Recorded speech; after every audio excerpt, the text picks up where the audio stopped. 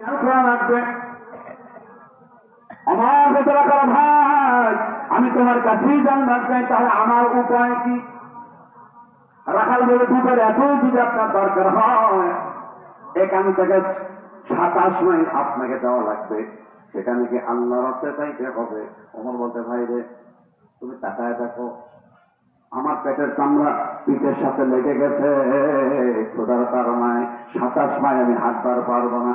ছোট্ট না বুদ্ধি আমার কাছে আছে, যদি বুদ্ধি তুমি আমার নেও আমি বলতে পারি। রাখাল বলে, কি বলছি আমি জানবার চাই। আমার কথা, বাবা ছোট্ট বুদ্ধি হলো, আমি যদিও মুসাফির এখনো বলে নাই মালদা কি এখন পর্যন্ত নিজের পরিচয় দেয়নি।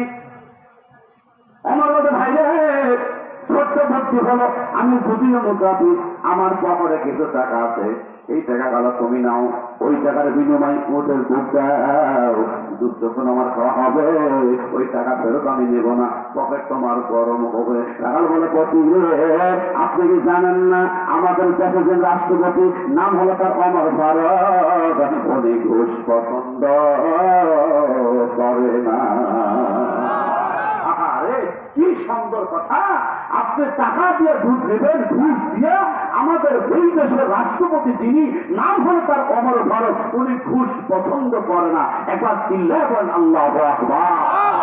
এত সুন্দর একটা সোনার বাংলাদেশ আমাদের দরকার আছে না নাই? দরকার আছে না নাই? রাখাল বলে, প্রতীকে আপনি কি জানেন না আমাদের দেশের যে রাষ্ট্রপতি নাম হলো তার অমর ফারুক, আল্লাহর কোরআন দিয়ে তার চালায় ঘুষ পছন্দ করে না। আমি আপনারা জানতে চাই, যদি আপনি বাঁচবার চান তাহলে মরুভূমি চাইলে চলে যান।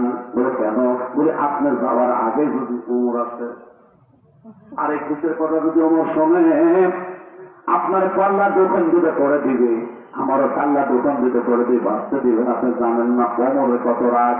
আপনি কি জানেন না এই দেশের রাষ্ট্রপতি যিনি, অর্ধ পৃথিবীর খলিফা যিনি, সব সময় তরবারি একটা চামড়ের মধ্যে থাকে, বাঁচতে তো উঠাও, মরুভূমি চাইরা তুমি চলে যাও। একবার জবান করে গান মারা গাবা ইলাহা ইল্লাল্লাহ, জোরে লা ইলাহা